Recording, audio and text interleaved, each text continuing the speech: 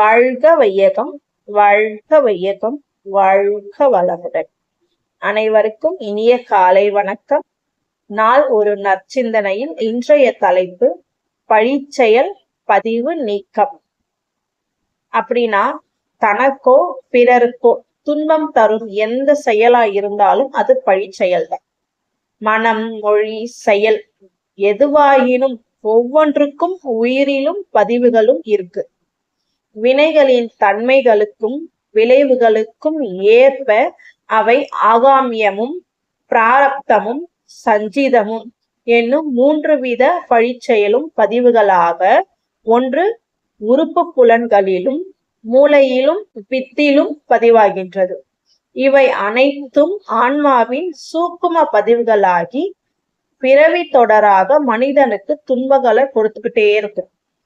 விழிப்பு நிலை பெறவும் மனவலிவு பெறவும் ஏற்ற உளப்பயிற்சி ஏற்று எல்லா பழிச் செயல்களையும் பிராச்சித்தம் உணர்ந்து திருந்தி அழித்தல். இன்னொன்னு தெய்வ நிலை தெளிவால் முறித்தல் என்ற இந்த மூவகையில் போக்கி வினை தூய்மையும் மன தூய்மையும் நாம பெறலாம். எந்த பழிச் செயலா இருந்தாலும் மீண்டும் மீண்டும் அந்த செயலை செய்யாதிருக்கும் வழியில் முடிவு கண்ட பின்னர் தான், மனவலிவு பெற்ற பின்னர் தான் அதை முயற்சியால் பயிற்சியால் முறையாக போக்கி நாம நலம் காணலாம்.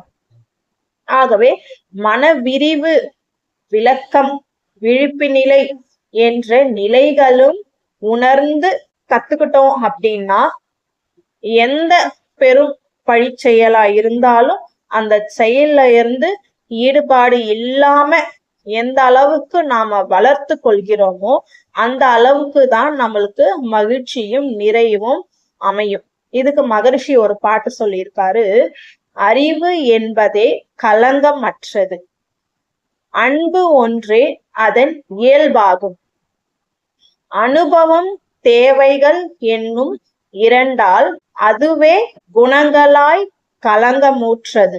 அறிவு அகம் நோக்கி தன்னிலை கண்டிட அகன்று போகும் களங்கம் சுயமாகும். அன்பு தொண்டு அறம் இயல்பாகிவிடும், அந்த நிலை நாடி அமைதி பெறுவீரோ அப்படின்னு சொல்லியிருக்காரு. இன்னொரு கவியும் சொல்லியிருக்காரு.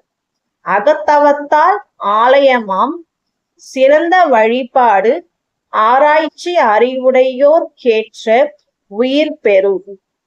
அகத்தவத்தால் தன்னை அறிந்து பழிச்சுமைகள் போக்கி அறநெறியில் பிறழாது ஆற்றி வாழலாகும். அகத்தவமோ தன்னை அறிந்த ஞான் ஆசியின்றி அறிந்துவிடவோ பழகிவிடவோ முயல்வது கூடாது.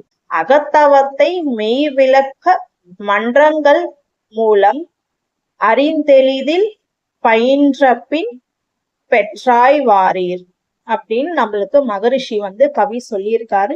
இந்த கவிதையோட நான் நிறைவு செய்கிறேன். நன்றி. வாழ்க வளமுடன்.